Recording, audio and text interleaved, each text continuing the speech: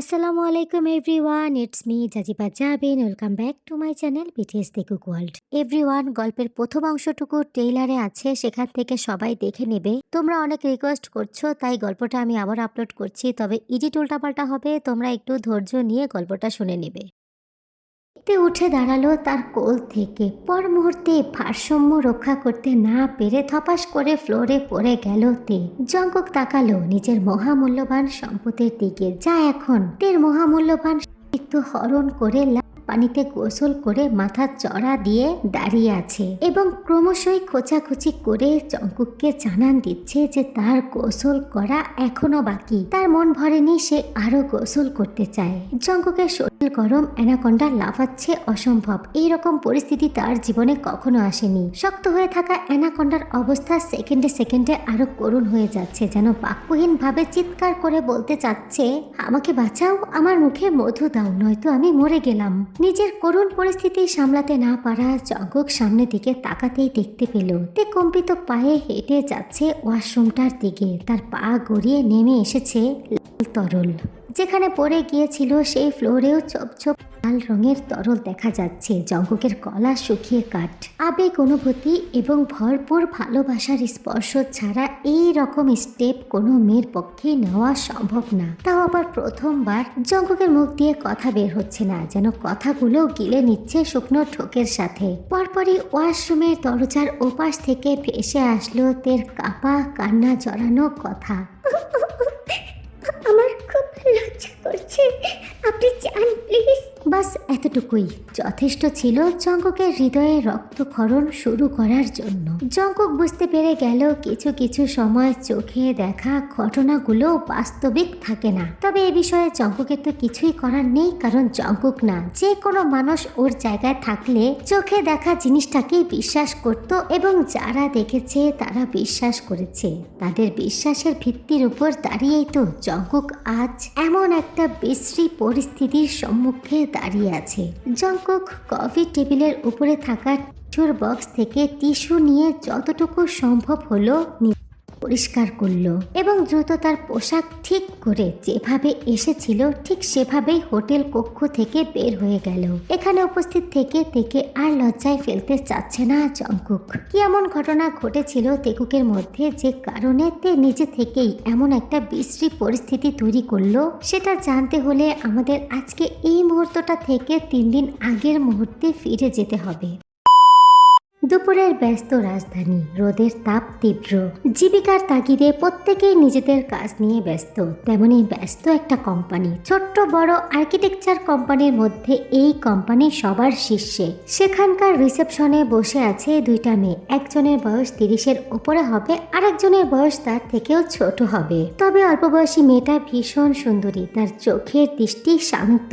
ব্যস্ত হাতে কোম্পানির প্রেসিডেন্টের অ্যাপয়েন্টমেন্ট চেক করছে। তার সামনেই দাঁড়িয়ে আছে একটা লোক। মেয়েটি কাগজগুলো চেক করে বলল, স্যার আপনি একটু অপেক্ষা করুন, প্রেসিডেন্ট মিটিংয়ে, তিনি ফ্রি হলে আপনাকে জানাচ্ছি। কতক্ষণ লাগতে পারে?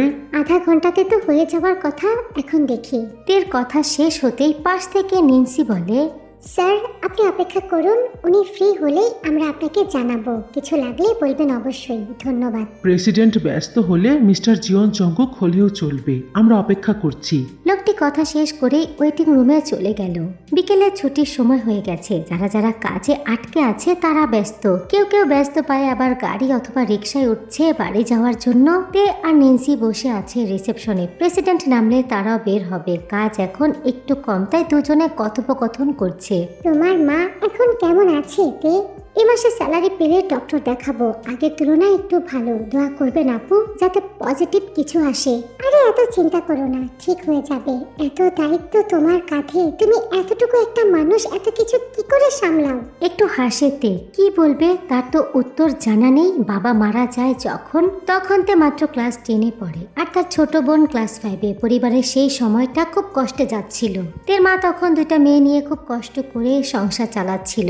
তে অনেক অভাবের মধ্যে দিয়েই এইচএসসি পাশ করে। ঠিক তখনই তার মা খুব অসুস্থ হয়ে যায়। তারপর অভাব, মায়ের দেখাশোনা, পরিবারের দায়িত্ব সমস্ত কিছু মিলিয়ে তে আর পড়াশোনা করতে পারে না। 20 বছর বয়সে এই কোম্পানিতে রিসেপশনিস্ট হিসেবে চাকরি পাইতে তারপর 4 বছর চলে গেছে তার চাকরির বয়স। এখান থেকে যতটুকু টাকা বেতন পায় তা দিয়ে টুকিটাকি সংসার, বোনের পড়াশোনার খরচ এবং নিজের খরচ চালাচ্ছে তে। এখনো দেখতে সুন্দর আছো, বয়সটাও কম আছে, চাইলেই তো টাকাওয়ালা লোক দেখে বিয়ে করে নিতে পারো। তখনই অফিসের জুনিয়র অ্যাসিস্ট্যান্ট বুকাম বলে, হ্যাঁ ম্যাডাম, আপনি কিন্তু দেখতে হ্যাপি সুন্দর, চাইলেই আমাদের অফিসের কোনো ক্লায়েন্ট অথবা জুনিয়র অ্যাসিস্ট্যান্ট পটিয়ে নিতে পারেন। বুকামের কথা শুনে তে রাগী চোখে তাকায় বুকামের দিকে। তখনই কেবিন থেকে বের হয়ে আসে মিস্টার জিওন জংকুক। প্রেসিডেন্টের বদলে ক্লায়েন্টের সাথে সে মিটিং শেষ করে সবে বের হয়েছে। তাকে দেখা মাত্র রিসেপশনে থাকা নিন্সি আর তে সোজা হয়ে দাঁড়িয়ে পড়ে। বুকাম একটা সালাম ঠুকে দূরে গিয়ে দাঁড়ায়। Jeon Jungkook head of architect এবং প্রেসিডেন্টের খুব প্রিয় একজন মানুষ, কারণ এই কোম্পানিতে সে 5 বছর ধরে আছে এবং এই 5 বছরে অনেক কিছু সে একা হাতে হ্যান্ডেল করেছে। সাথে সে একজন সফল ব্যক্তিত্ব, নিজের কাজের যোগ্যতায় শহরে বাড়ি হয়েছে, গাড়ি হয়েছে এবং সে তার পরিবার নিয়ে সম্মানী জীবন যাপন করে। তার পরিবার বলতে আছে তার মা জিন বেগম। জংকুকের বাবা নামজুন সাহেব জংকুক ছোট থাকতেই মারা যায়। তখন জিন বেগম একমাত্র ছোট্ট ছেলেকে নিজে একাই বড় করেছে, পেছনে ফিরে কখনো তাকায়নি। মায়ের খুবই আদরের শান্তশিষ্ট বাধ্য সন্তান জংকুক, কিন্তু কাজের জায়গায় একেবারে ভিন্ন। কর্মক্ষেত্রে ডিসিপ্লিন মেনটেন করতে ভালোবাসে জংকুক। কাজের ক্ষেত্রে সে খুব রাগী, ভয়ঙ্কর এক টাইপের মানুষ। জংকুক তার 32 বছর বয়সের জীবনে কাজ ব্যতীত অন্য কোনো ফালতু আলোচনায় নিজেকে জড়ায়নি। এমনকি ওনার পরনের কাপড়টাতেও একটু দাগ দেখা যায়নি। ওনার ভাবনা অনুযায়ী যে জিনিসের দাগ থাকে সেটা ব্যবহারের অযোগ্য।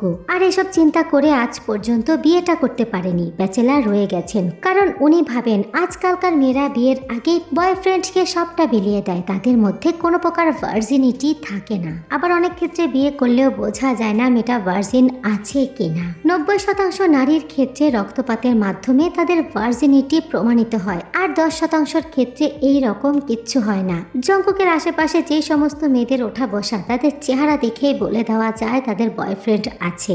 আর এই সব দোটানার মধ্য দিয়ে জংকুক এখনো ব্যাচেলার। জংকুক ফিরে রিসেপশনিস্ট মেয়ে দুটোর দিকে তাকিয়ে তাদেরকে ইশারা করে বসতে বলল এবং বুকামের সালামের উত্তর দিয়ে সেখান থেকে বের হয়ে গেল। অফিস আওয়ার শেষ, এখন সে বাড়ি যাবে। মায়ের হাতের গরুর মাংস আর গরম গরম ভাত তৃপ্তি করে খেলো জংকুক। এটা তার পছন্দের খাবার। জিন বেগম ছেলের পাশে বসেই তাকে বেড়ে খাওয়াচ্ছে। খাওয়া শেষ হওয়ার আগেই জিন বেগম বলে ওঠে, আব্বা, তোরা তো সামনে পিকনিকে রাঙামাটি যাবি, তাই না? মা, কিছু লাগবে তোমার? লাগে তো অনেক কিছুই, ছেলের বউ লাগে, ঘর ভর্তি নাতি নাতনি লাগে, কিন্তু সেগুলো তো এনে দিচ্ছিস না। তবে আপাতত পাহাড়িদের ঐতিহ্যবাহী মশলা আছে, বিভিন্ন শুটকি মাছ দিয়ে বানানো হয়। ইউটিউবে ভিডিও দেখি, খেতে নাকি খুব মজা লাগে। নাম হচ্ছে নাপ্পি। আসার সময় না হয় ওটাই নিয়ে আসিস। জংকুক একটু হাসলো মার নাটকীয় কথা শুনে, তারপর বলল, এটুকুই? আচ্ছা, নিয়ে আসবো। কথাটা বলেই উঠে দাঁড়ায় জংকুক। নিজের রুমের দিকে হেঁটে যেতে যেতে বলে, ঘুমানোর আগে অবশ্যই মেডিসিনটা নিও আম্মা। এত মনে রাখতে পারি না, ছেলের বউ হলে না হয় মনে করিয়ে দিত। জংকুক শুনলো সে কথা, তবে পা থামালো না। তার মা বিগত 2 বছর ধরে প্রত্যেকটা কথার মধ্যেই তার ছেলের বউকে টেনেই কথা বলছে, আর সেটার কারণ হচ্ছে জংকুক যেন বিয়ে করে। লঙ্গদু রাঙামাটি একটা সুন্দর এলাকা, পাহাড়, হ্রদ এবং সবুজে ঢাকা একটা সুন্দর প্রাকৃতিক পরিবেশ, যা যে কোনো মানুষেরই মন মুগ্ধতায় ভরিয়ে দেবে, মনটা শান্ত করে তোলার মতো একটা পরিবেশ। এবছর এই আর্কিটেকচার কোম্পানি পিকনিকের জন্য বেছে নিয়েছে রাঙামাটির লঙ্গদু। পুরো আর্কিটেকচার কোম্পানির মধ্য থেকে ছোট বড় সকল স্টাফদেরকে নিয়ে 500 জনের একটা পিকনিকের আয়োজন করা হয়। অনেক বড় একটা রিসর্ট ভাড়া নেওয়া হয়েছে এবং স্টাফদের বেজ অনুযায়ী আলাদা আলাদা সুযোগ সুবিধা রয়েছে। তার উপরে আবার বিদেশি কিছু ক্লায়েন্টদেরকেও ইনভাইট করা হয়েছে এই পিকনিকে। অন্য বছর তুলনায় এই বছর বিশাল আকারের আয়োজন করা হয়েছে কোম্পানি থেকে। বাস এবং প্রাইভেট কার সহ সর্বমোট 48টা গাড়ি খাগড়াছড়ির পাহাড়ি রাস্তা দিয়ে লঙ্গদুতে প্রবেশ করেছে। খাগড়াছড়ির সামরিক বাহিনীদের কাছ থেকে পারমিশন নিয়ে লঙ্গদুর পৌরসভা পার হয়ে রিসোর্টে পৌঁছাতে সকাল 8টা বেজে যায় তাদের।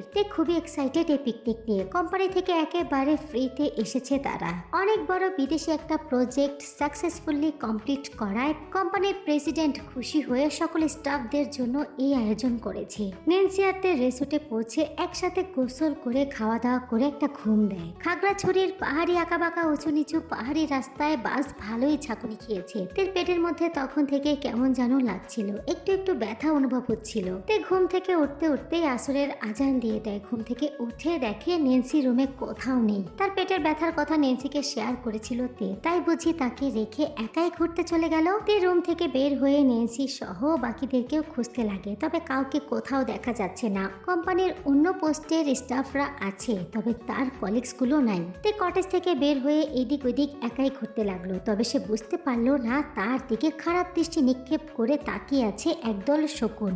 কাই, যা করার আজকেই করতে হবে। এই মাল হাতের নাগালে এসেছে, তাকে তো ছাড়া যাবে না। ও ভাই, যা করার আজকেই করবো। একটা বাড়ি ভাড়া লইছি, আজকেই সুযোগ। তাদের সাথে থাকা সিহন আর জ্যাকসনও একই কথা বলল। আসলে অফিসে তারা চারজন সারাক্ষণ তের দিকে কোনো জোর দিয়ে বেড়ায়, কিন্তু তে তাদেরকে পাত্তা দেয় না। এমনকি কাই একদিন প্রেসিডেন্টের কাছ থেকে বকাও শুনেছে, বারবার রিসেপশনে গিয়ে মেয়েদের সাথে গায়ে পড়ে কথা বলার জন্য। তে কটেজের কাছাকাছি এদিক ওদিক ঘুরে ঘুরে পাহাড়ি সৌন্দর্য উপভোগ করতে থাকে মনের আনন্দে। আর জঙ্কুকও কটেজের বাহিরে দাঁড়িয়ে পাহাড়ের সুন্দর সুন্দর ছবি তুলে তার মাকে পাঠায় আর কলিগসদের সাথে কথা বলতে থাকে। পাহাড়ের কাজ ঘেঁষে বিশাল এক মেলা বসেছে, সেখানে নানান ধরনের মানুষের আনাগোনা। দূর থেকে দেখা যাচ্ছে দোকানগুলো মাথা উঁচু করে দাঁড়িয়ে আছে।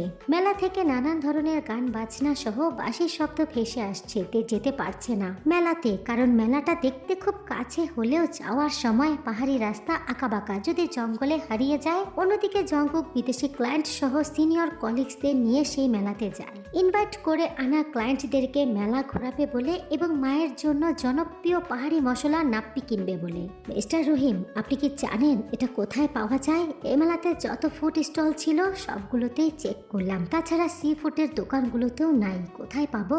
মিস্টার জিওন, আপনি পাহাড়ের ওই দিকটাতে দেখতে পারেন। একটা লোক আমার পরিচিত আছে, ভালো মশলা বিক্রি করে। আপনাকে নাম্বারটা দিচ্ছি আমি। জঙ্কুক মিস্টার রহিমের কাছ থেকে নাম্বার নিয়ে লোকটার সাথে যোগাযোগ করে এবং লোকটার বলে দেওয়া লোকেশন অনুযায়ী মেলা থেকে বের হয়ে পাহাড়ি রাস্তা ধরে ভেতরের দিকে হাঁটা ধরে। অন্যদিকে তে মন খারাপ করে রেসর্টের বেশ কিছুটা দূরত্বে দাঁড়িয়ে উকিঝুঁকি মেরে এইদিক ওদিক নেন্সিকে খুঁজে যাচ্ছে, তবে কোথাও পাচ্ছে না। তখনই পেছন দিক দিয়ে কারো পরিচিত কণ্ঠস্বর ভেসে আসে। মিস্তে, আপনি কি ওই দিকটা দেখেননি? কি সুন্দর। ও, আপনারা? আসলে নেন্সি আপু তো পেরিয়ে গেল, তো আমার যাওয়া হয়নি একা বলে। কি, আপনি এখনো দেখেননি? আফসোস, আপনি ছাড়া সবাই দেখেছে। তে মনটা খারাপ করে নিল। তখনই কাই বলল, দুদিনের জন্য এত দূরে কষ্ট করে এসে যদি সুন্দর জায়গাগুলো মিস হয়ে যায় তাহলে তো আফসোস হবেই। বুগাম থেকে বলে, আমরা এখন যাচ্ছি, কিছু মনে না করলে আপনি আমাদের সাথে আসতে পারেন। তে প্রথমে একটু সংকোচ বোধ করে, তারপর ভাবে তার অফিসের চারজন কলিগ যখন যাচ্ছে সেখানে ভয়ের তো তেমন কিচ্ছু নাই, তাছাড়া একটুই তো রাস্তা। বুগামকে তো তে তার চাকরির 4টা বছর ধরে পেয়েছে, তাই খুব ভালো করে চেনে। জ্যাকসন তার জুনিয়র, কিন্তু এমনিতেই খুব ভালো। সিহন সিনিয়র, তবে বিবাহিত লোক, বন্ধু সুলভ। তবে কাই একটু অন্যরকম, তবে বাকিরা তো আছেই। সাহস করে তে তাদের সাথে রওনা দিল। পাহাড়ের আঁকাবাঁকা ঢালু রাস্তা, জঙ্গলের মাঝখান দিয়ে তারা নিয়ে যাচ্ছে থেকে তাদের সঙ্গে। যতই ভেতরের দিকে এগিয়ে যাচ্ছিল ততই পাহাড়ের মেলার গান বাজনার শব্দ দূরে সরে যাচ্ছিল। হঠাৎ করে তের মনে প্রশ্ন জাগলো, এই গান বাজনার শব্দগুলো এত দূরে কেন সরে যাচ্ছে? সে বুগামকে প্রশ্ন করলো, মিস্টার বোগাম, কোন রাস্তা দিয়ে যাচ্ছি আমরা? আমার তো মনে হচ্ছে মেলাটা অন্যদিকে, ওই যে শব্দগুলো দূরে সরে যাচ্ছে। মিস্তে, আপনি তো জানেন না পাহাড়ি রাস্তা সম্পর্কে। আসলে এখানে কোথাও যেতে হলে অনেকটা দূর ঘুরে তারপর যেতে হয়। বুগামের কথা শুনে যদিও তের মনে হলো এমনটা হতেও পারে, তবুও তার কেমন যেন ভয় লাগছিল। কিছুটা ভেতরে যেতে হঠাৎই কাই বলে ওঠে, গাইস, ওই ঘরটার মধ্যে বৌদ্ধ মূর্তি, পাহাড়িদের দেবতা। আমাদের অনেক কলিগস এখান থেকে ঘুরে গেছে, এসেই যখন পড়লাম তখন একবার দেখে যাই, চলো। কথাটি বলেই কাই এগিয়ে যায় উঁচু কাঠের একটা ঘরের দিকে। সিওনও গেল তার পেছনে পেছনে। বোগাম আর জ্যাকসনও তাদেরকে অনুসরণ করলো। তে একা কি করবে, সে বাধ্য হয়ে তাদের সাথে গেল। তে ঘরে ঢোকার পর কোনো প্রকার মূর্তি দেখতে পেল না, না কোনো জিনিসপত্র নেই, শুধুমাত্র কাঠের ঘর আর কাঠের ফ্লোর ছাড়া। পুরোটা কাঠের ঘরের দেয়াল জুড়ে বাঁশ লাগানো। সেই বাঁশের মধ্যে পুরুষ আর মহিলাদের কিছু কাপড়, আর ঘরের এক কর্নারে ফ্লোর জুড়ে আছে হাতে বানানো বাঁশের পাখা, বাঁশের টুপি, বাঁশের জুতা, বাঁশের ব্যাগ, তাও অসংখ্য পরিমাণে। মনে হচ্ছে এই বাড়ির লোকেরা এগুলো বানিয়ে বিক্রি করে। তে এদিক ওইদিক দৃষ্টি ঘুরিয়ে দেখছিল। ঠিক তখনই কাই এসে তের একেবারে সামনে দাঁড়ায়। চমকে যায় তে। ভয় পেয়ে পিছিয়ে ঘর থেকে বের হয়ে যেতে নিলেই দেখতে পায় বোগাম আর জ্যাকসন দরজায় দাঁড়িয়ে আছে। তে চমকে গিয়ে চারজনের দিকেই তাকায়। চারজনেরই কুনজর তের শরীরের দিকে, যেন শরীরটা করে করে খাচ্ছে চোখের দৃষ্টি দ্বারা। তে বুঝতে পারলো সে অনেক বড় ফাঁদে আটকা পড়ে গেছে এবং খুবই বিশ্রী ভাবে ফেসে গেছে। তে কাইকে দু হাতে ধাক্কা মেরে সামনে থেকে সরাতে চায়, তবে এমন বলিষ্ঠ পুরুষকে এক ধাক্কাতে সরানো তার পক্ষে সম্ভব না। ঠিক তখনই বোগাম পেছন থেকে তের হাতটা খপ করে ধরতেই তে চেঁচিয়ে ওঠে, কি করছেন? ছাড়ুন আমাকে, আমাকে যেতে দিন। এত সহজে তো যেতে দিতে পারি না। কতদিন ধরে অপেক্ষায় ছিলাম এই দিনটার, তোমাকে ছাড়া তো অসম্ভব। তখনই জ্যাকসন এগিয়ে এসে তের শরীরে থাকা সাদা ওড়নাটা একটানে সরিয়ে দেয়। সঙ্গে সঙ্গে এক হাতে নিজের বুকটা আড়াল করে কেঁদে ওঠে তে। কান্না কান্না সুরে বলে, কি করছেন আপনারা এসব? আমি আপনাদেরকে নিজের ভাইয়ের মতো মানি। প্লিজ আমার এত বড় সর্বনাশ করবেন না। প্লিজ আমাকে যেতে দিন। আমার কাজ হয়ে গেলেই তো তোকে যেতে দেব, তার আগে তো ছাড়ছি না। কাই ভাই প্লিজ আমার সাথে এমনটা করবেন না। আমি আপনাকে কি করেছি বলুন? আমি আপনার পা ধরে ক্ষমা চেয়ে নিচ্ছি, তারপরও আমাকে যেতে দিন, আমাকে ছেড়ে দিন। ওই শালিম, কি প্রেসিডেন্টের কাছে যখন বিচার দিছিলি তখন মনে আসিল না? এখন পা ধরতে চাস? সে বুঝতে পারলো কাইয়ের সাথে কথা বলে কোনো লাভ হবে না, তাই সে বোগামের পায়ের কাছে বসে পড়ল। বোগাম ভাইয়া, আমি তো আপনার সাথে কিচ্ছু করিনি, দয়া করে আপনি আমাকে বাঁচান। তখন বোগাম তের হাত ধরে টেনে তুলে থেকে নিজের বুকের সাথে চেপে ধরে বলে, ওহ সোনা, কিচ্ছু করনি, কিন্তু রোজ রোজ তোমার ওই টসটসে শরীর দেখা থেকে নিজেকে আটকে রাখা ছাড়া কিচ্ছু পারিনি। বারবার তোমার কাছে ছুটে যাই, কিন্তু তুমি তো একটুও পাত্তা দাও না, দূরে দূরে থাকো, ফিরিয়ে দাও।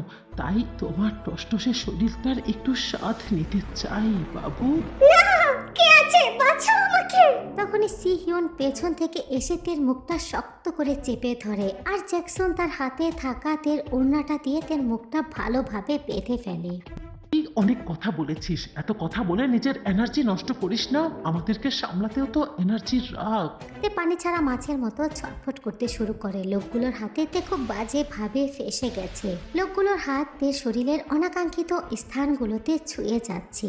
সন্ধ্যা হয়ে গেছে। জঙ্কুক তখন তার মাকে ফোন করে জানায় তার পছন্দের জিনিসটা সে পেয়েছে। ফোনটা কেটে দিয়ে পকেটে রেখেই জঙ্কুক অনুভব করে জঙ্গলের রাস্তা থেকে অনেকটা ধুলাবালি লেগে গেছে তার শরীরে। নাপি খুঁজতে খুঁজতে পাহাড়ি এলাকার অনেক ভেতরে ঢুকে পড়েছিল জঙ্কুক। তাছাড়া ফিরে আসার সময় পাহাড়ি উঁচু নিচু রাস্তায় উষ্ঠা খেয়ে পড়ে অনেকটা ময়লা ভরেছে প্যান্টে। হঠাৎ করে জঙ্কুক তার প্যান্টের মধ্যে কিছু একটা জীবিত অনুভব করলো, হয়তো মাকড়সা নয়তো পিঁপড়া। প্যান্টের ওপর থেকে সেটা সরানোর অনেক চেষ্টা করলো জঙ্কুক, কিন্তু কিছুতেই পারছে না। ধীরে ধীরে সেটা আরো গভীরে যাচ্ছে। এখন প্যান্ট খুলে সেটা ছেড়ে ফেলে দেওয়া ছাড়া আর কোনো উপায় নাই। জঙ্কুক এদিক ওদিক তাকিয়ে দেখে জঙ্গলের রাস্তা। এখন তো কোনো মানুষ দেখা যাচ্ছে না, তবে যদি হুট করে কেউ চলে আসে তাহলে তো জঙ্কুকের মান সম্মান কিচ্ছু থাকবে না। এমনিতেই জঙ্কুক বেশ লাজুক টাইপের, এখানে তেমন কিছুই করা যাবে না। সে কটেজের উদ্দেশ্যে জোরে হাঁটা দিল, তবে যতই সময় যাচ্ছে তার শরীরে থাকা সেই কীট পতঙ্গটার অত্যাচার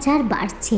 এদিক ওদিক তাকিয়ে পাহাড়ি একটা কাঠের ঘর দেখতে পেল জঙ্কুক। প্যান্টের ভেতরের কুটকুটানি এত পরিমাণে বেড়ে গেছে যে সে ঘর অব্দি যাওয়ার আগেই প্যান্টের বেল্ট খুলতে শুরু করে। তখন কাঠের ঘরটির পেছনের জঙ্গল থেকে বেশ কিছু শব্দ ভেসে আসে জঙ্কুকের কানে, কিন্তু জঙ্কুক নিজের সমস্যায় এতটা জড়িয়ে ছিল যে ওই দিকটাতে লক্ষ্য করে না। কোনো কিছু না ভেবে খোলা কাঠের ঘরে দরজা দিয়ে ঘরে ঢুকে পড়ে এবং পরনের প্যান্টটি কোমর থেকে নামিয়ে খুলে ছাড়তে শুরু করে। করে। সামনের দিকে তাকিয়ে দেখে ঘরটা পুরোটা খালি। জঙ্কুক প্যান্ট ঝাড়তে ঝাড়তে পেছন দিকে ঘুরে দাঁড়ায়, আর তখনই দেখতে পেল তার সামনে একটা মেয়ে নিজের কাপড় ঠিক করছে। জঙ্কুক সঙ্গে সঙ্গে প্যান্ট দ্বারা নিজের শরীরটা আড়াল করার চেষ্টা করে। তখনই জঙ্কুক খেয়াল করে মেয়েটির মুখ ওড়না দিয়ে বাঁধা, এলোমেলো চুল, চোখে তার অশ্রুর ধারা। তে নিজের মুখের বাঁধনটা খুলে ফেলতেই জঙ্কুক দেখতে পেল তেকে এবং প্রচুর পরিমাণে অবাক হলো। সে কি ভুল দেখছে? সে কি ভুল পরিস্থিতিতে চলে এসেছে? তেকে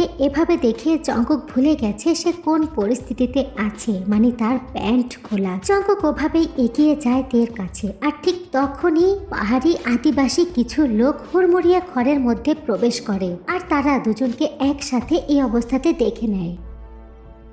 জঙ্কুক কাঁপা কাঁপা হাতে নিজের প্যান্ট পরছে আর বারবার বলছে, আপনারা যেটা ভাবছেন সেটা ঠিক না, ওরকম কিচ্ছু হয়নি।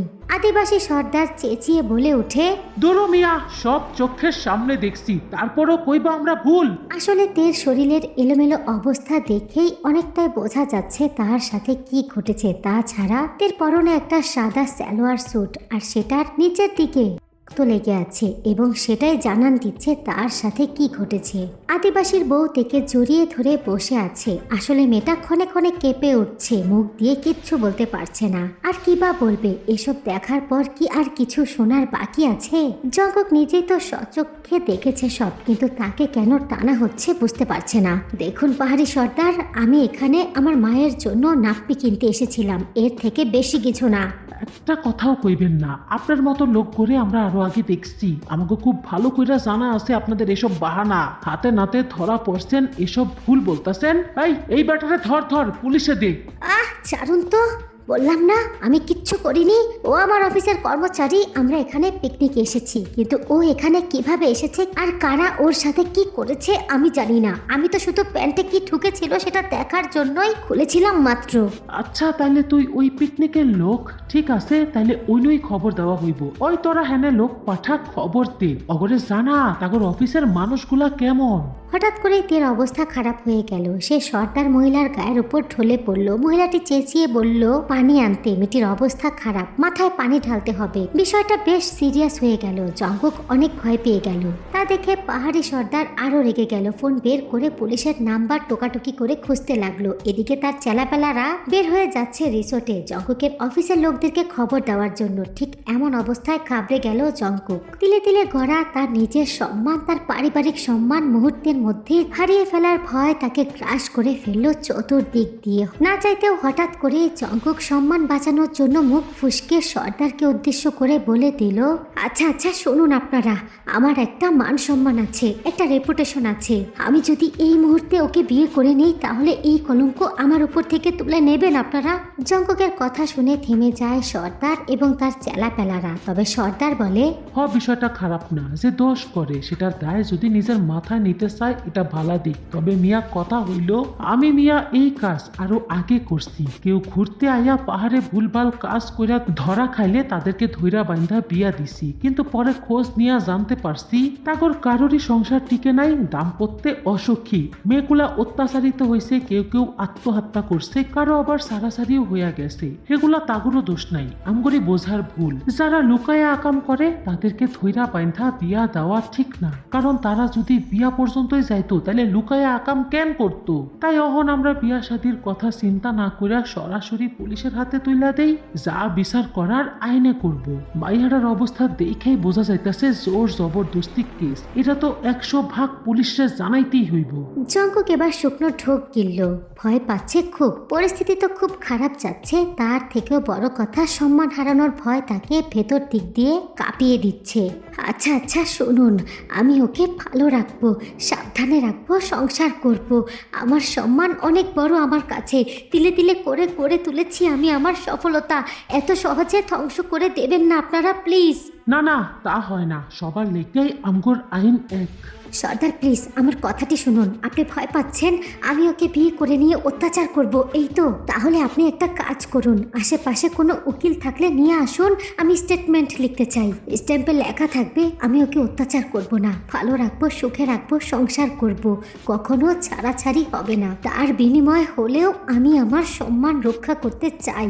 জঙ্গকের কথা শুনে সর্দার তার ছেলের দিকে তাকায়। সর্দারের ছেলে হচ্ছে একজন উকিল। কিছু সময়ের মধ্যে সর্দারের ছেলে বিয়ের রেজিস্ট্রি পেপারের সঙ্গে স্ট্যাম্পও তৈরি করে ফেলে। যেহেতু তারা বৌদ্ধ, তাই সর্দার হুন্ডা দিয়ে দুটা চেলাপেলা পাঠিয়ে দূরের মসজিদ থেকে হুজুর ধরে আনে। পুরুষদেরকে বের করে পাহাড়ি সর্দার নিয়ে আরো কিছু মহিলারা মিলে তাকে পরিষ্কার পরিচ্ছন্ন করতে থাকে এবং তাকে আদিবাসীদের পোশাক পরিয়ে দেওয়া হয়। এরই মাঝে তার জ্ঞান ফিরে। ভয় আর লজ্জা দুটোই তাকে ঘিরে আছে। মহিলারা তাকে ধরে বাইরে নিয়ে আসে। বাইরে এসে জঙ্কুককে সামনে দেখতে পেয়ে তে চমকে যায়, আমতা আমতা করে বলে, স্যার আসলে তে তখন এতটাই ট্রমার মধ্যে ছিল যে জঙ্কুক যে আগে থেকে এখানে উপস্থিত সেটা তার মনেই নাই। জঙ্কুক একবার তাকায় তের দিকে, তারপর মাথাটা নিচু করে নেয়। তে চারদিকে তাকিয়ে পরিস্থিতি বোঝার চেষ্টা করে। পাহাড়িরা চাচ্ছে তেকুকের বিয়েটা সব রকম রিচুয়ালস মেনেই হোক, তাই রেজিস্ট্রি পেপার সাইন করা ছাড়া হুজুর আসবে এবং পাহাড়িরা নিজেদের নিয়ম অনুযায়ী পাহাড়ি স্টাইলেও তাদেরকে বিয়ে দিবে,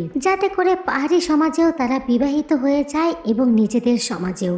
পরিস্থিতি বুঝতে পেরেই তে ঘাবড়ে যায়, আমতা আমতা করে বলে, উনি আমার অফিসের বস, উনি কিচ্ছু করেনি, ওনাকে যেতে দিন। তের কথা সেখানকার সবাই শুনতে পায়, এমন জঙ্কুকও। তবে জঙ্কুক চুপ থাকে, কারণ এখন এসব বলে কোনো লাভ নাই।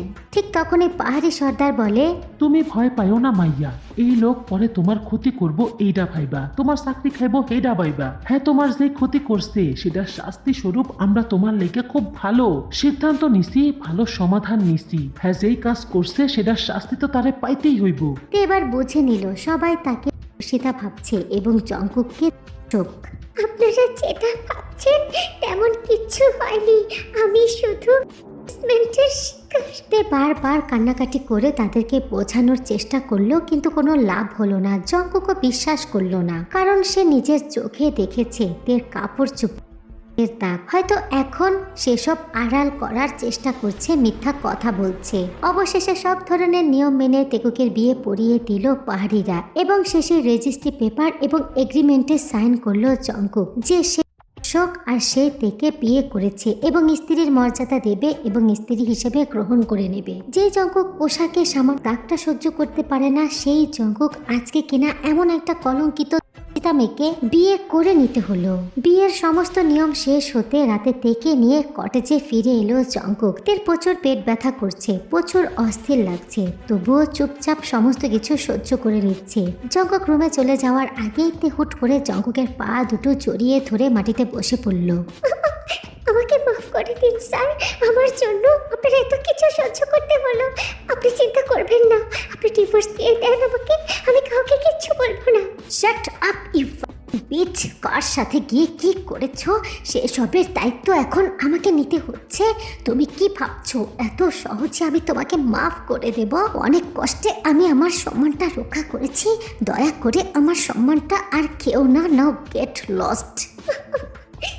বিশ্বাস করুন স্যার, আমি অন্য কারো সাথে যাইনি, আমাকে চাল করে ওখানে নিয়ে যাওয়া হয়েছে, আর সেসব করেছে আমাদের অফিসের কলিগ কাই বোখাম জ্যাকসন আর মিস্টার সিউন। কথাটি শুনেই জঙ্কুক একটু থেমে গেল। সে তো ভেবেছিল কেউ একজন এই কাজটা করেছে, কিন্তু সেখানে তো চারজন মানুষ ছিল। ছি, নিজের কাছেই ঘেন্না লাগছে তার। তবুও জঙ্কুক বলল, দেখো মেয়ে, এই অপরাধের সাথে যারা জড়িত তাদের ব্যবস্থা নেব, বাট তুমি তোমার মুখটা বন্ধ রাখবে আর আমাদের বিয়ের ব্যাপারটা এখন চেপে যাবে। এই বিষয়ে যদি কেউ জানতে পারে তাহলে খুব খারাপ হবে বলে দিলাম। কথাটি বলেই জঙ্কুক নিজের কটেজের দিকে চলে যায়। তে নিজের রুমে ঢুকতেই নিচে তাকে জড়িয়ে ধরে। কোথায় ছিল প্রশ্ন করতেই তে বলে ঘুরতে ঘুরতে পাহাড়ি রাস্তায় হারিয়ে গিয়েছিল। তখন পাহাড়িরা তাকে রাস্তা দেখিয়ে দিয়েছে এবং তের কাপড়ে ময়লা ভরে গিয়েছিল, তাই পাহাড়িরা নিজেদের কাপড় দিয়েছে তাকে। এটা ওটা বানিয়ে নেন্সির কাছে মিথ্যা বলে তে দ্রুত ওয়াশরুমে ঢুকে মুখটা চেপে ধরে কান্নায় ভেঙে পড়ে। তার তো পিরিয়ড হয়েছে আর সবাই ভাবছে তার হয়েছে। নিটি নষ্ট হয়ে গেছে। আসলে তো তেমন কিছু ঘটেনি, কিন্তু জঙ্কুক যদি তখন সেই কাঠের ঘরে না আসতো তাহলে নিশ্চয়ই দুর্ঘটনা ঘটে যেত। কাই যখন তেকে মাটিতে দিয়ে হাত বাড়ায় তার জন্য ঠিক তখনই তারা শুকনো পাতায় কারো পায়ের শব্দ শুনতে পায়। আর পায়ের শব্দটা খুব দ্রুত ছিল এবং তাদের সন্নিকটেই আসছিল। তখন সিহন বাইরে উকি মেরে দেখতে পায় সেখানে জঙ্কুক। তখন তারা কিচ্ছু করার সাহস পায় না। থেকে ওখানে ওই অবস্থাতে রেখে কোনো মতে ঘর থেকে বের হয়ে বাড়ির পেছনের জঙ্গল দিয়ে দৌড়ে পালায়। কিন্তু জঙ্কুক আর বাকি পাহাড়িরা তো অন্য কিছু ভেবে নিয়েছে। আসলে ডেটের 4 দিন আগেই হয়ে যায় হঠাৎ করে, হয়তো লং জার্নির কারণে, হয়তো কাইদের এমন ধস্তাধস্তি কিংবা তের অতিরিক্ত মানসিক চাপে। তাই পিরিয়ডের পূর্ব কোনো প্রস্তুতি ছিল না তের সঙ্গে, যে কারণেই তখন তার প্যান্টের দেখা মিলে। আর সে কারণেই জঙ্কুক সহ বাকিরা ভেবে নিয়েছে তের হয়েছে। পরদিন সকালবেলা শরীর খারাপের কথা বলে জঙ্কুক বাড়ি ফিরে আসে। সেখানে আর এক মুহূর্ত থাকতে চায় না, এমনকি তের কোনো খবরও নেয়নি। জিন জঙ্কুককে দেখে ব্যস্ত হয়ে যায়। আজকে তো ফিরে আসার কথা না। জঙ্কুক তার মাকে বলে সে ঘুমাতে চায়, তাকে যেন কেউ ডিস্টার্ব করে না। জিন বেগমও তাকে আর বিরক্ত করে না। হয়তো সত্যি ছেলেটা খুব ক্লান্ত। জঙ্কুক ঘরে গিয়ে সোজা বাথরুমে ঢুকে যায়। আয়নার সামনে দাঁড়িয়ে কিছু একটা ভেবে সজোরে দেয়ালে পাঞ্চ করে। আঙুলগুলো ক্ষত বিক্ষত হয়ে যায়। সে বাথরুমের ফ্লোরে হাঁটু গেড়ে বসে পড়ে। মা বাহিরে আছে দেখে চিৎকার করতে পারছে না। এমনিতে ছেলে মানুষরা তো কান্না করে না, সে কিভাবে কান্না করবে? নয়তো আজকে ভুল না করেও যে শাস্তি তাকে পেতে হলো তার জন্য সে নিশ্চয়ই কান্না করত। জঙ্কুক যেখানে নিজের পছন্দের জিনিসটা অন্য কারোর সাথে শেয়ার করতো না, সেখানে আজ তাকে এমন একটা মেয়েকে বিয়ে করতে হলো যাকে কিনা অন্য কেউ স্পর্শ করেছে। কোনো পুরুষ কি তা মেনে নেবে? কেউ মানতে পারবে না এবং জঙ্কুকও মানতে পারছে না। তার চোখ দিয়ে অঝরে পানি পড়ছে। কিছু সময় ওয়াশরুমের ফ্লোরে ওভাবেই বসে থাকে জঙ্কুক। তারপর শাওয়ার নিয়ে সোজা বিছানায় এসে চোখ দুটো বন্ধ করে এবং ভাবতে থাকে কালকে তার সাথে ঘটে যাওয়া ঘটনাগুলো একটা দুঃস্বপ্ন হয়ে যাক। বিকেলে মায়ের ডাকে ঘুম ভাঙে জঙ্কুকের। কোনো আননোন নাম্বার থেকে বারবার কল আসছে। তা দেখে জিন বেগম ডাকতে এসেছে তাকে।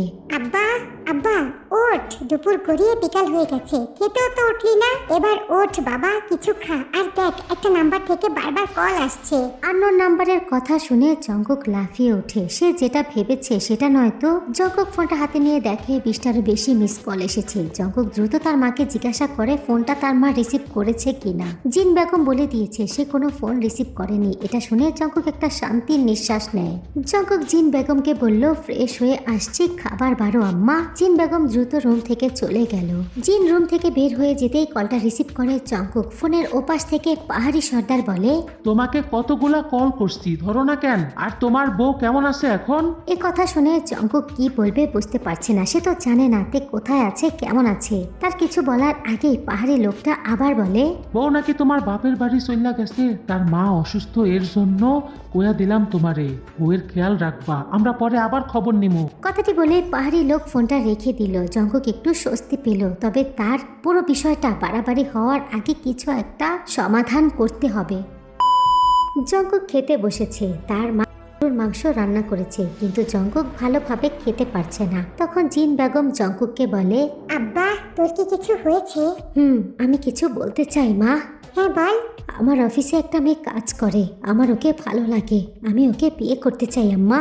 জিন বেগম অনেক খুশি হয়। সে তো চায় ছেলে বিয়ে করুক, ঘর ভর্তি নাতি নাতনি হোক। আচ্ছা আচ্ছা, কাল তোর ছোট খালা আসবে, মেয়েটাকে যদি একটু আমাদের দেখাতিস, কালকে যদি ওকে একটু বাসায় নিয়ে আসতি বাবা।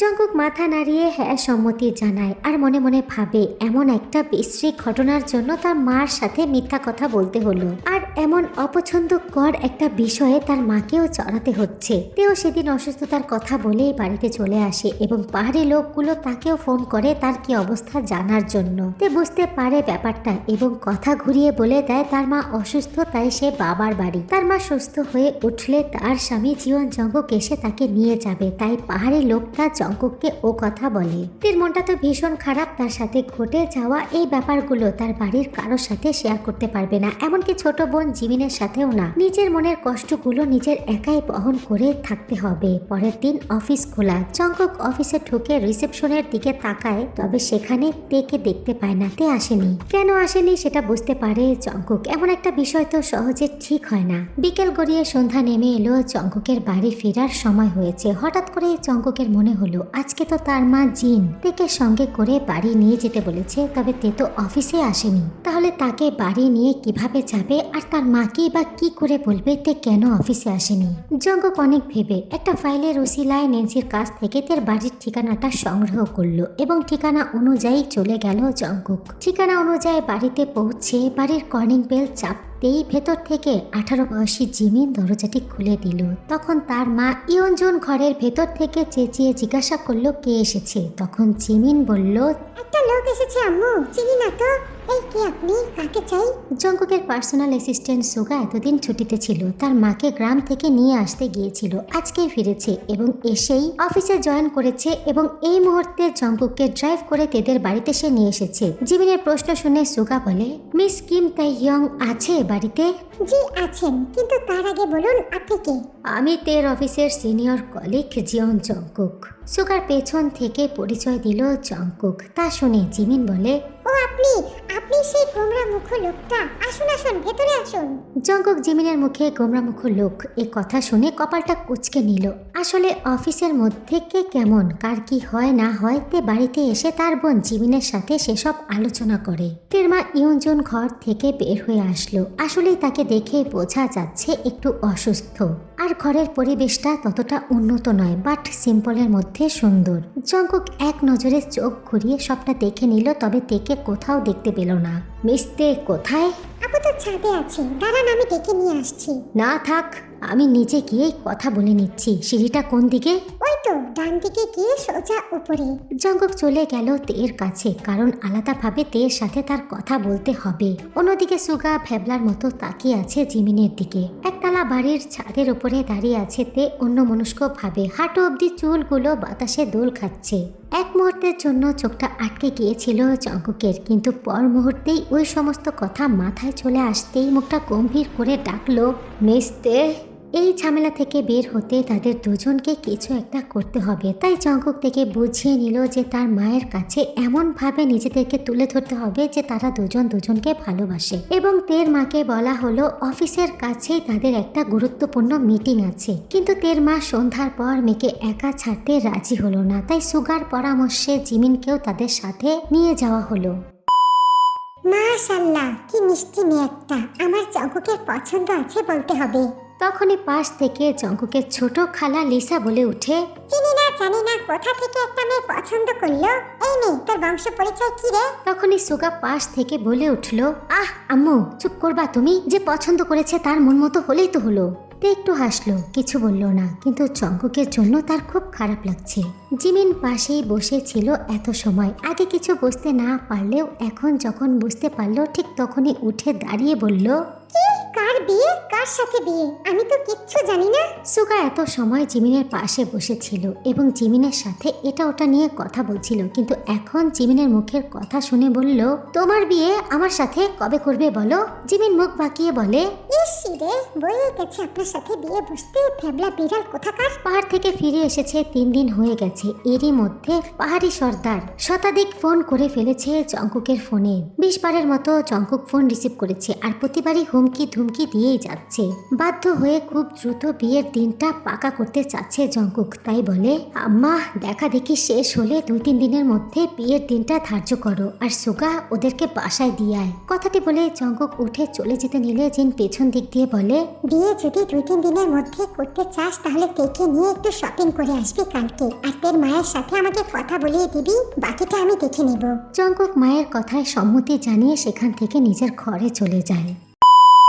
সকালে কফি শপে বসে আছে জঙ্কুক। জিন আজকে কিছুতেই তাকে অফিসে যেতে দেয়নি, উল্টো বিয়ের শাড়ি কিনতে তেকে সাথে করে পাঠিয়েছে শপিংয়ে। তবে দুজনের কারোরই এই বিষয়ে একটু আগ্রহ নেই। জঙ্কুক বসে বসে সিগারেট খাচ্ছে, আর তে মাথা নিচু করে বসে আছে। তে বুঝতে পারছে জঙ্কুক তার সম্পর্কে ভালো কিছু ভাবছে না। তা সম্পূর্ণটাই স্বাভাবিক, অন্য কেউ থাকলে একই রকম বিষয় ভাবতো, কিন্তু তে কিভাবে বলবে? সে হ্যারেস হয়েছে, শোন না। চিন্তা ভাবনার মাঝেই হঠাৎ করে জঙ্কুকের কণ্ঠ শুনতে পেল তে।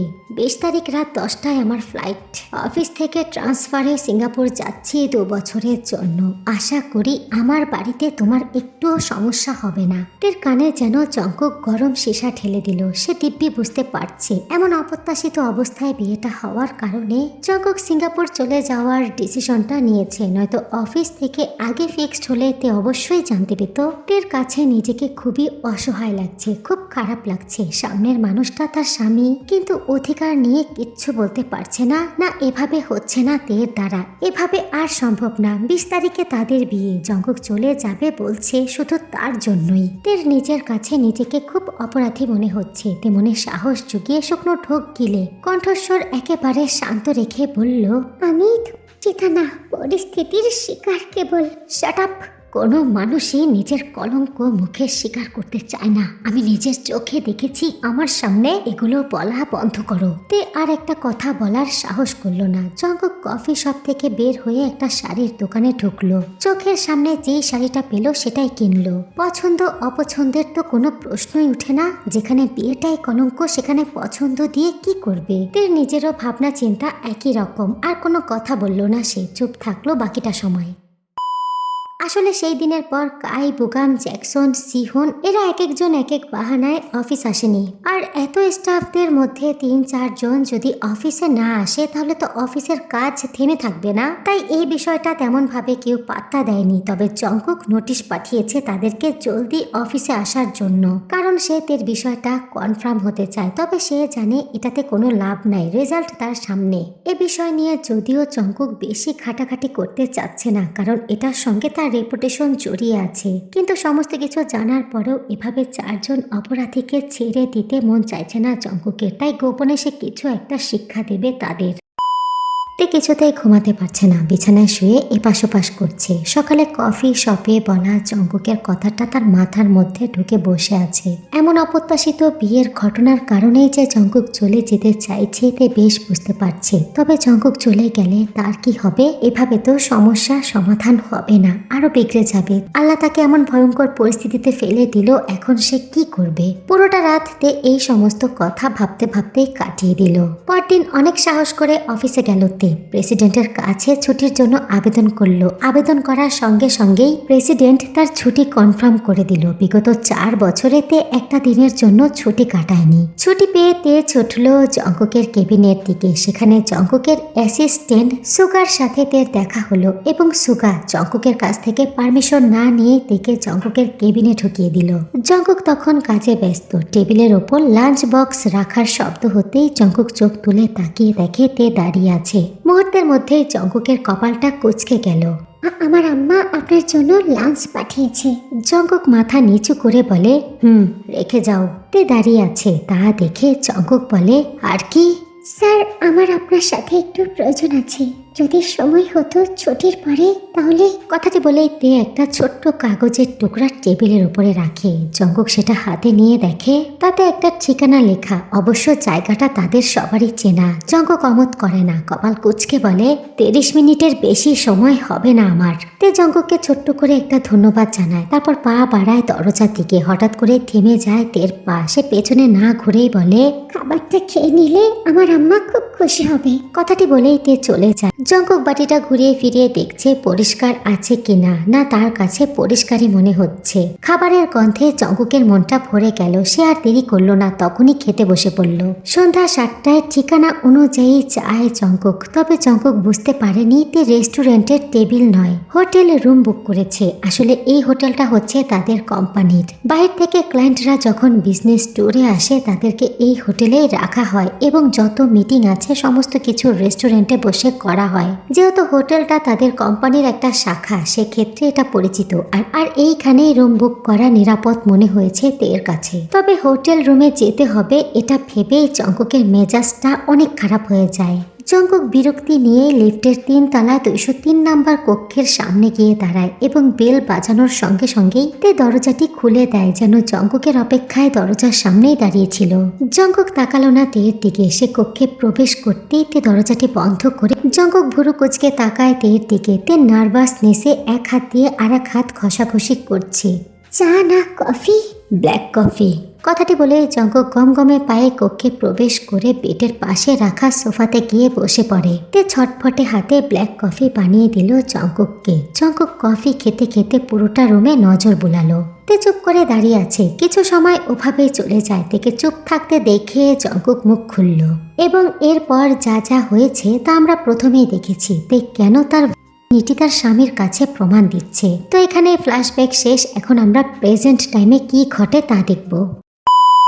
কিছুক্ষণ হোটেল রুমের বিছানায় শুয়ে রেস্ট করে।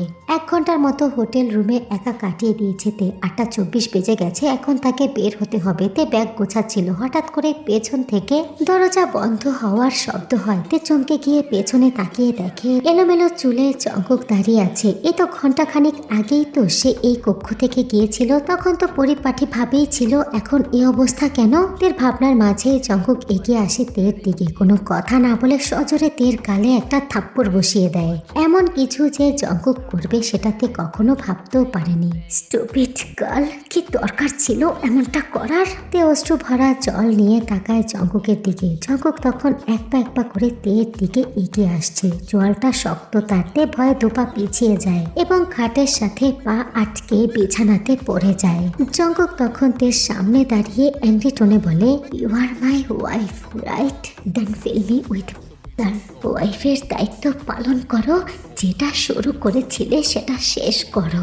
জঙ্ককের কথা শুনেতে উঠে দাঁড়াতে চায়, তবে জঙ্কক পুনরায় থেকে ধাক্কা মেরে বিছানায় ফেলে দেয় এবং বিনা বাক্যে জঙ্কক হাত বাড়িয়ে তের প্যান্ট এক টানে ফেলে। তারপর তের দুদিকে প্রসারিত করে তের পয়েন্টে ডান হাত বাড়িয়ে ছুঁয়ে দেখে জঙ্কক এখনো অনেকটা হয়ে আছে স্থানটা। তখন যেভাবে ওপর থেকে বসে পড়েছিল, ক্ষত হওয়াটা তো স্বাভাবিক। তে চোখ দুটো বন্ধ করে খিচে আছে। জঙ্কক সেই স্থান ভালোভাবে দেখে খুলে ফেলে এবং বাক্য বিনিময় ছাড়াই তার খন্ডাতে পয়েন্টে মিশিয়ে দেয়। ক্ষত থাকুক অথবা ব্যথা পাক, জঙ্ককের কিচ্ছু করার নাই, কারণ উস্কানিটা সামনে থেকে এসেছে, তার কোনো দোষ নেই।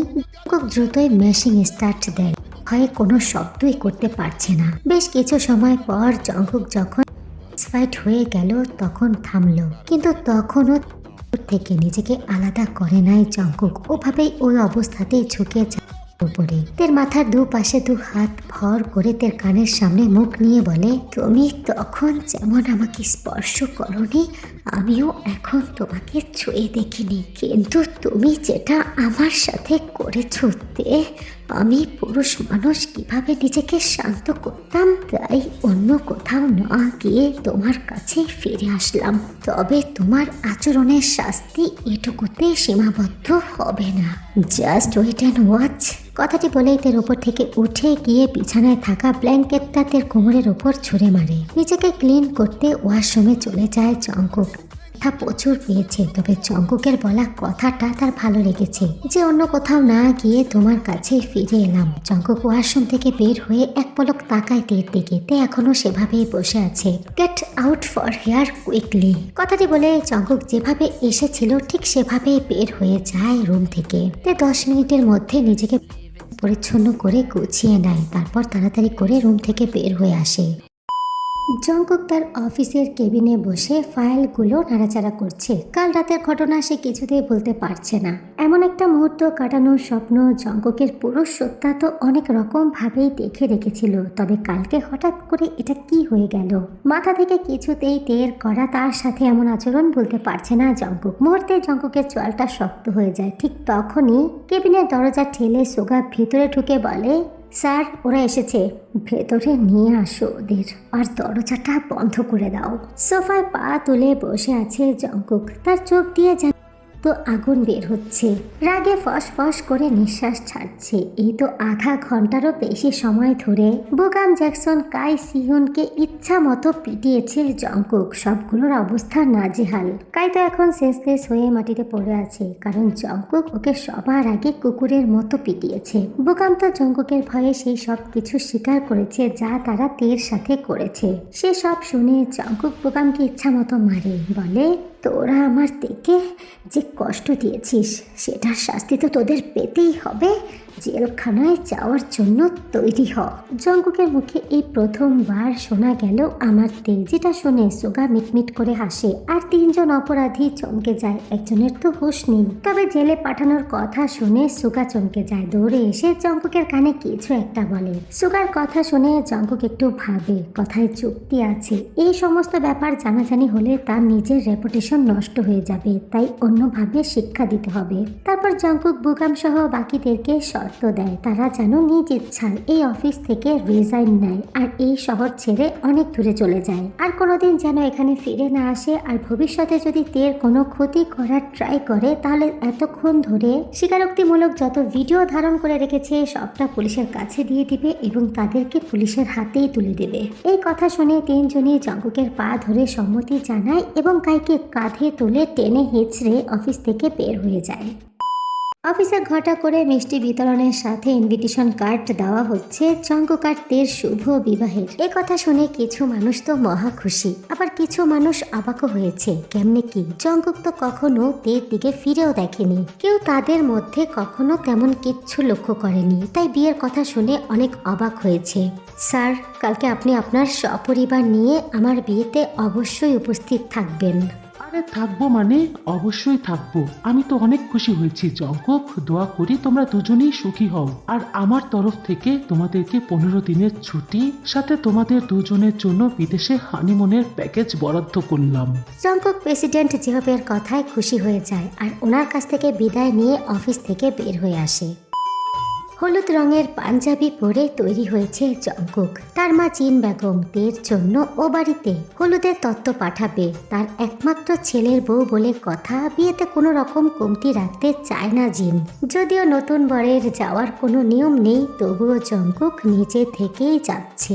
গত রাতে হোটেল রুমে তে নিজেকে প্রমাণ করার জন্য যে বিশ্রী ঘটনাটি ঘটিয়েছে সেটার পর থেকেই জঙ্কুকের মনটা প্রচুর পরিমাণে অস্থির হয়ে উঠেছে তেকে দেখার জন্য। তবে জঙ্কুক বুঝতে পারছে না এই অস্থিরতা কিসের কারণে। তের সাথে যে ঘটনাটা ঘটিয়েছে সেটার কারণে। এটা কি শুধুই শরীরের কানেকশন নাকি মনের? এই মুহূর্তে শরীরটাই বেশি টানছে, তবে জঙ্কুক সেটা স্বীকার করতে চাচ্ছে না। নিজের মনকে নিজেই সাফাই দিয়ে বলছে যেভাবেই হোক, যে অবস্থাতেই হোক, বউ হয় তার। কালকে ভালোভাবে হাঁটতে পারছিল না, তার দায়িত্ব দেখে আসা। জঙ্কুকের ভেতরকার এমন মিশ্র অনুভূতির সূত্র ধরেই তো জঙ্কুক অফিস থেকে ফেরার সময় নিজের পছন্দ মতো শপিং করেছে তের জন্য। জঙ্কুকের ভেতরের যে পরিবর্তন, সেই পরিবর্তনের ধারাবাহিকতায় আমরা আবার জঙ্কুককে ভুল বুঝতে পারি, তবে এটাই বাস্তবতা। আর এই বাস্তবতা কিন্তু নারী পুরুষ উভয়ের জন্য প্রযোজ্য। আমরা মেয়েরা যেমন স্বামীর পাশে আমাদের স্থানে অন্য কোনো নারীকে সহ্য করতে পারি না, সেখানে স্বচক্ষে সশরীরে হতে দেখা একটা মেয়েকে স্ত্রীর জায়গায় স্ত্রীর মর্যাদা দেওয়া একটা পুরুষের ক্ষেত্রে এতটাও সহজ ব্যাপার না। তবে জঙ্কুক কখনোই চায়নি তে এমন কিছু করে নিজেকে প্রমাণ করুক। সে তো তের কথা তখনই বিশ্বাস করেছে যখন তে বলেছে তার অফিসের 4 জন স্টাফ তার সাথে এমনটা করেছে। কারণ 4টা পুরুষ মিলে যখন একটা মেয়েকে বিষাক্ত সাপের মতো করে, তাহলে সেই মেয়েটা কি করে ঘন্টা খানিকের ব্যবধানে উঠে দাঁড়িয়ে পড়তে পারে? তবে বারবার জঙ্কুকের সমস্ত চিন্তা ভাবনাকে ধাক্কা মেরে পেছনে সরিয়ে দিচ্ছিল সেদিন তের থাকা তরল। আসলে জঙ্কুক কখনোই এত কিছু প্লাস মাইনাস করে চিন্তা ভাবনা করতো না যদি না তে তার বিয়ে করা বউ হতো। তেকে জঙ্কুক 4 বছর ধরে দেখছে। তে শান্ত, ভদ্র, দেখতেও মাশাআল্লাহ সুন্দরী। সহধর্মিণী হিসেবে প্রত্যাখ্যান করার মতো মেয়ে তে না। তের বাড়ির আর্থিক অবস্থা ততটা ভালো না হলেও জঙ্কুকের কিচ্ছু যায় আসে না, কারণ জঙ্কুকও মধ্যবিত্ত ফ্যামিলি থেকেই এসেছে। জঙ্কুক যতই তের সাথে কঠিন ব্যবহার করুক না কেন, মনে মনে জঙ্কুক আগে সিদ্ধান্ত নিয়ে রেখেছিল বুকাম কাইদের স্বীকারোক্তির সাথে তের কথা যদি মিলে যায় তাহলে আর ভাববে না জঙ্কুক। তের সাথেই স্বাভাবিক সুন্দর একটা সংসার শুরু করবে। কিন্তু তার আগেই তো তে বিশ্রীভাবে নিজেকে প্রমাণ করতে চাইল। জিমিন সুগা বেআই বেয়ান, সে কি ভাব তাদের মধ্যে? মনে হচ্ছে পরের বিয়েটা তাদের দুজনেরই হবে। তবে নতুন জামাইকে হলুদের দিন কোণে বাড়িতে দেখে আত্মীয় আত্মীয় স্বজনরা একটু হাসাহাসি করছে, কিন্তু সে সবে থরি পাত্তা দিচ্ছে জঙ্কুক। সে তো এদিক ওদিক তাকিয়ে কেউ একজনকে খুঁজছে, তার একমাত্র শালী জিমিনাকে, কারণ জিমিনকে তার এখন খুব দরকার। তার সাথে একান্ত ভাবে একটু কথা বলার ব্যবস্থা তো জিমিনি করে দেবে তাকে, আর সুগার সাহায্যে হয়েছেও তাই। জঙ্কুক চুপচাপ তে রুমে বসে আছে। তে রুমে প্রবেশ করে মাথা নিচু করে বলে, স্যার, কেন ডেকেছেন আমাকে? এখানে এসে বসো, কথা আছে। তে তাকায় না জঙ্কুকের মুখের দিকে, মাথা নিচু করে বলে, বাইরে হলুদের অনুষ্ঠান স্যার, সবাই আমাকে না দেখতে পেয়ে কি ভাববে? কে কি ভাবলো তাতে কি, তুমি এসে বসো। জঙ্কুক হালকা ধমকের সুরে কথাটি বলে। সে তীক্ষ্ণ চোখে তাকিয়ে আছে তের কোমরের নিচের অংশে। তে গুটি গুটি পায়ে হেঁটে এসে বিছানায় জঙ্কুকের পাশেই বসলো। যতটা সময় তে হেঁটে কাছে আসলো ততটা সময় জঙ্কুক শুধু তাকিয়ে দেখলো তের হাঁটার গতি। তে ধীর গতিতে তবে কমফোর্টেবল ভাবে হেঁটে এসেছে, যেটা দেখে জঙ্কুক মনে মনে একটু রিলিজ ফিল করে। জঙ্কুক মাথা বাঁদিকে কাত করে তেকে পর্যবেক্ষণ করে। তে বিছানায় তার পাশে বসার পর তের উচ্চতা জঙ্কুকের কান ছুঁই ছুঁই। দু হাতে ভারী মেহেদি পড়েছে, রংটা একেবারে লাল টকটকে। ফর্সা হাতে দারুণ লাগছে দেখতে, হলুদের সাজে হলুদ শাড়িতে মারাত্মক সুন্দর লাগছে দেখে। হঠাৎ করে জঙ্কুক অনুভব করলো তে পাশে বসার পর থেকেই তার ভেতরে কেমন অদ্ভুত সেন্সিটিভিটি কাজ করছে। তা অনুভব করে জঙ্কুক শুকনো ঢোক গিলল। দ্রুত মাথাটা সামনের দিকে ফিরিয়ে দরজার পাশে রাখা মেরুন রঙের বড় লাগেজটাতে আঙুল দিয়ে পয়েন্ট করে জঙ্কুক বলে, ওটার মধ্যে কালকে তোমার বউ সাজার প্রয়োজনীয় সমস্ত কিছু আছে, ওসব দিয়েই কালকে তৈরি হবে। মূল কথা হচ্ছে জঙ্কুক বলতে পারলো না সেদিন যে শাড়িটা কিনেছিলাম সেটা পরবে না, তোমার জন্য আবারও শপিং করেছি। জি আচ্ছা। তের এমন নমনম কণ্ঠ শুনে জঙ্কুকের মেজাজটা হুট করে খারাপ হয়ে গেল। ধমকে বলে উঠল, জি আচ্ছা, হ্যাঁ আচ্ছা স্যার, এসব ছাড়া কি কথা বলতে পারো না নর্মাল ভাবে, ইডিয়েট? Yes sir. তে ভয় পেয়ে বড় বড় চোখ করে তাকায় জঙ্কুকের দিকে। জঙ্কুক চোখ বন্ধ করে নিজেকে স্বাভাবিক করার চেষ্টা করছে। সে নিজেও বুঝতে পারছে না হুট করে তার রাগ কেন উঠে যাচ্ছে। জঙ্কুক নিজেকে শান্ত করে পাঞ্জাবির পকেট থেকে ছোট্ট একটা প্যাকেট বের করে এবং সেটা খুব সাবধানতা অবলম্বন করে শাড়ি পরে বসা হাতের কোলের উপরে রাখতে রাখতে বলে, আমাদের মধ্যে সেদিন যেটা হয়েছে সেটা একদমই ঠিক হয়নি। তে তুমি আমার সাথে যেটা করেছো সেটা একদম ঠিক করো নাই, তার যোগ্য শাস্তি তোমাকে আমি দেব। তবে আমি চাই না আমাদের মধ্যে আনওয়ান্টেড কিছু চলে আসুক, তার জন্যই এই ব্যবস্থা। মেডিসিন এখনই খেয়ে নাও। তে যে কি হলো কে জানে। জঙ্কুকের কথাটি সে বুঝতে পারলো না, তবে ভেবে নিল নীতি স্বামীর কাছে নষ্ট করে প্রমাণ দিয়ে কোনো লাভই হলো না। সে যে কুমারী ছিল, জঙ্কুক কি তাকে বিশ্বাস করছে না? সে কি মেনে নিতে পারছে না তাকে? বিয়েটা কি শুধুমাত্র একটা দায়িত্ব, একটা বোঝা জঙ্কুকের কাছে? সে কিচ্ছু বলতে পারলো না, কিছু জিজ্ঞাসাও করতে পারলো না। শুধু ছলছলের চোখে তার কোলে রাখা জঙ্কুকের মেডিসিনের প্যাকেটটাই দেখে গেল। আর জঙ্কুক তীক্ষ্ণ চোখে তাকিয়ে দেখলো তেকে।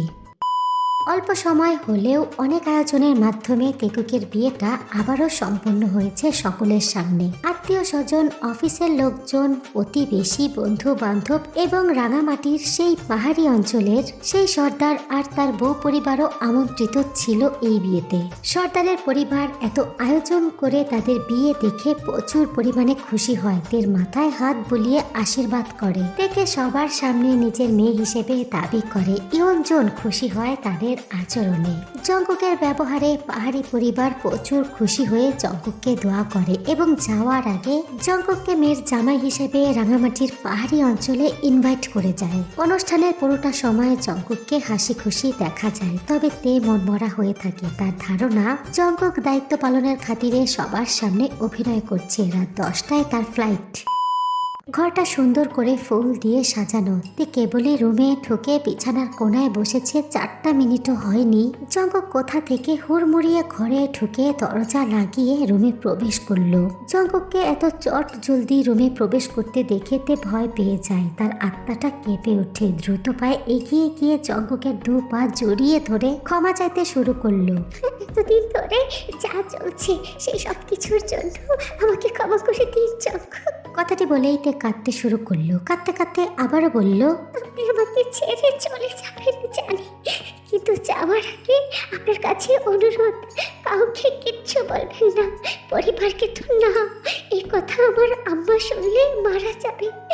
আমার ছোট বোনটাকে কোথাও বিয়ে দিতে পারবো না, আমাকে একটু দয়া করুন জঙ্কুক।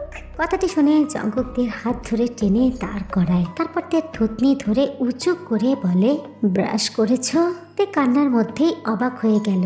সে কান্না করছে যে বিষয় নিয়ে, সে বিষয়ে কিছু না বলে সেই কথার মধ্যে তাকে জিজ্ঞাসা করছে সে ব্রাশ করেছে কিনা। তে কি বলছি আমি, শুনতে পাচ্ছ না? ব্রাশ করেছো? ফ্রেশ হয়েছো ভালোভাবে? লিসা আন্টি ভালোভাবে ফ্রেশ করিয়ে তারপরে দিয়ে গেছে এখানে। Good, very good. কথাটি বলেই প্রথমবারের মতো জঙ্কুক থেকে চাপটে ধরে তে নিজের মিশিয়ে দিল। তের দু হাতের নিচ দিয়ে নিজের পৌরশালী শক্ত হাত দুটো ঢুকিয়ে তের পিঠ চেপে ধরে। সঙ্গে সঙ্গে তের পা দুটো হাওয়ায় ভেসে ওঠে। তের জঙ্কুকের সাথে শক্ত করে চেপে ধরে তেকে হাওয়ায় ভাসিয়ে মুখ খেতে খেতে দিকে হাঁটা ধরে জঙ্কুক। তে কি করবে কিচ্ছু বুঝতে পারছে না। নিজের ভারসাম্য রক্ষা করার জন্য দু হাত বাড়িয়ে জঙ্কুকের গলাটা জড়িয়ে ধরবে, সেটারও সাহস পাচ্ছে না। ওদিকে আবার জঙ্কুক দুটো সে ঠোঁট নড়াতেও পারছে না। হঠাৎ করেই জঙ্কুক থামে। জঙ্কুক থেমে গেছে অনুভব করেই এতক্ষণে বন্ধ রাখা চোখ দুটো মেলে তাকায় তে। দেখতে পায় জঙ্কুক তার চোখের দিকেই তাকিয়ে আছে। যদিও সেদিন ভয়ঙ্কর ঘটনা তাদের দুজনের মধ্যে ঘটে গেছে, তবে আজকের মতো ঘনিষ্ঠ স্পর্শ, ঘনিষ্ঠ আলিঙ্গন হয়নি। এটা দুজনের জন্যই নতুন। জঙ্কুক থেকে তাকিয়ে থাকতে দেখে প্রশ্ন করে, তে তুমি আমাকে স্বামী হিসেবে কবে থেকে মানো? যেদিন আমাদের বিয়ে হয়েছিল। জঙ্কুক বাম হাতে শক্ত করে চেপে ধরে রেখে ডান হাত বাড়িয়ে তের কপালের এলোমেলো চুলগুলো গুছিয়ে দিতে দিতে বলে, কিন্তু আমার একটু দেরি হয়েছে। পরিস্থিতিটাই এমন ছিল, তবে আমি খুব ভালো স্বামী হওয়ার চেষ্টা করব। শুধু তুমি আমাকে কখনোই নিরাশ করো না। সর্বোচ্চ ভালো বৌমা এবং আদর্শ স্ত্রী হতে হবে তোমাকে। তে জঙ্কুকের কথা শুনে তে ওপর নিচ মাথা নাড়ায়, মুখে বলে, আচ্ছা। তে তোমাকে অন্যরকম সুন্দর লাগছে। জঙ্কুকের এই কথা শুনে মুহূর্তের মধ্যেই তের পেটের মধ্যে হাজারো বাটারফ্লাই উঠতে শুরু করলো। আপনি কিছু তো একটা বলতে চাইছিল তে, তবে সেটার কোনো সুযোগ দিল না জঙ্কুক। সরাসরি তাকে দিশেহারা, তাল সামলাতে পারছে না। একটু আগে জঙ্কুকের অমন গুছিয়ে বলা কথা, তার উপর তাকে সুন্দর বলা, আর এখন দিশেহারা প্রেমিকের মতো আদর স্পর্শ, এই সব কিছু একসঙ্গে সামলাতে কষ্ট হচ্ছে তের। যতই সময় যাচ্ছে ততই জঙ্কুক ছাড়া খোরা হয়ে যাচ্ছে। 32 বছর বয়সী একটা লোক আজ তার নিজের চাহিদা মেটাতে ব্যস্ত হয়ে পড়েছে। 24 বছর বয়সী কমলার সাইজ দেখে জঙ্কুকের চোখে যেন উৎফুল্লতা ফুটে উঠল। তে পায়ের পাতা থেকে মাথা অবধি পারফেক্ট তার জন্য। জঙ্কুক আনন্দে উন্মাদের ন্যায় দু হাত বাড়িয়ে অন্তর্বাস দিকে নামিয়ে মুখটা ডুবিয়ে দিল উঁচু উঁচু পিণ্ডের ওপর। তে ছোট্ট হাতের সাথে জঙ্কুকের চুল দু হাতে খামচে ধরল। এতে যেন জঙ্কুক আরো প্রশ্রয় পেয়ে গেল। ক্রমশই তার মাতনা বাড়তে থাকলো। সেদিন তো শুধুমাত্র মৌমাছির চাকটা দেখেছিল, আর আজ দেখছে মৌমাছির চাকের সঙ্গে এক টুকরো চাঁদ। জঙ্কুকের কন্যা সে তো কখন থেকে মধু খাওয়ার জন্য খোঁচাখুচি করেই যাচ্ছে। জঙ্কুক আর নিজেকে আটকে রাখতে পারল না। থানায় আজকে চাঁদ উঠেছে। এক টুকরো চাঁদের দিকে তাকিয়ে থাকতে থাকতেই নিজেকে বস্ত্রহীন করলো এবং পুরুষালী ভারী শরীরটা নিয়ে পুনরায় শুয়ে পড়ল। ঠোঁটে মিশিয়ে রেখে অ্যানাকন্ডা মৌমাছির চাক ভেদ করে ভেতরে ঢুকিয়ে দিল। জঙ্কুক অনুভব করলো অ্যানাকন্ডা গোসল হয়ে গেছে। জঙ্কুক থেমে নিচে তাকিয়ে দেখে অ্যানাকন্ডা তরঙ্গে আবারও গোসল করেছে। জঙ্কুক কপাল কুঁচকে তাকায় তের দিকে। তে ভয় পেয়ে যায়। দ্রুত হাত বাড়িয়ে বেড সাইডের টেবিলের ওপরে রাখা বক্স থেকে বেশ কিছু হাতে নিয়ে 32 বছর বয়সী জঙ্কুক যথেষ্ট ম্যাচিওর। সে জানে অনেকের 2-3 বারেও তরঙ্গের দেখা মেলে, তবে জঙ্কুক বিরক্ত হচ্ছে অন্য কারণে। তে ভয়ে ভয়ে কাঁপা কাঁপা হাতে দুটাকে ভালোভাবে পরিষ্কার করলো। আর এই কারণেই তো নাক ফুলে থাকা বিরক্তিকর চেহারা নিয়ে তাকিয়ে থাকা জঙ্কুক বেশি সময় বিরক্ত হয়ে থাকতে পারল না। তে হাত বাড়িয়ে টয়টা খোলো, দেখো এর প্যাকেট আছে, দ্রুত দাও। গম্ভীর জঙ্কুককে ভয় পাইতে তাই যা বলল তাই করলো সে। সেশন শেষ হতেই জঙ্কুক থেকে ছেড়ে দিয়ে পাশের বালিশেই মাথা রেখে শুয়ে পড়ে। শরীরটা ঘেমে চিপচিপা হয়ে আছে জঙ্কুকের। বড় বড় শ্বাস নিয়ে নিজেকে শান্ত করার চেষ্টা করছে। ঠিক তখনই শুনতে পায় তের গুনগুনিয়ে কান্নার শব্দ। জঙ্কুক দ্রুত গতিতে মাথা ঘুরিয়ে তের দিকে তাকিয়ে বলে, তে কান্না কেন করছো? আমি কি একটু বেশি দিয়ে দিয়েছি? না। জঙ্কুক হাত বাড়িয়ে তেকে টান দিয়ে নিজের কাছে নিয়ে আসে। তারপর তের চোখের পানি মুছে দিতে দিতে বলে, তাহলে কেন কান্না করছো? আপনি আমাকে বিশ্বাস করেন তো জঙ্কুক? তের কথা শুনে জঙ্কুক মৃদু হেসে তের গালে আঙুল দিয়ে স্লাইড করতে করতে বলে, বিশ্বাস না করার কোনো রাস্তা রেখেছো তুমি? সত্যি? ইয়েস, কিন্তু তে ওই দিন আমি যা দেখলাম তখন আমার তের কাছ থেকে জঙ্কুক এমনই একটা উত্তরের আশা করছিল। এই কথাটি তের মুখে শোনার সঙ্গে সঙ্গে জঙ্কুক নিজেকে হালকা অনুভব করছে।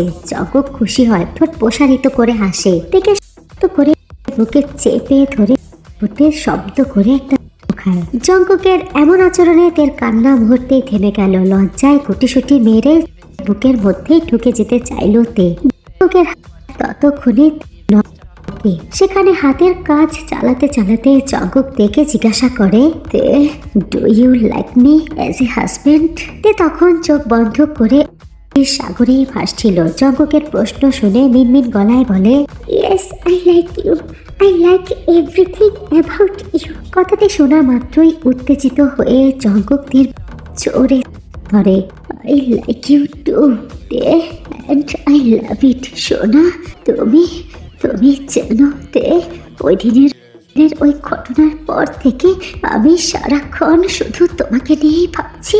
তুমি আমার মাথার মধ্যে ঢুকে বসে আছো। I don't know why. তুমি প্রথম যাকে আমি আর আমি প্রথম এবং শেষ পুরুষ যে তোমাকে এইভাবে দেখেছি। লাভ রিলেশনশিপ আমি বুঝি না তে, তবে তুমি আমার প্রতি লয়াল থাকবে সারা জীবন, আর আমিও। কারণ ভালোবাসা বলতে আমি শুধু লয়ালিটিকেই বুঝি।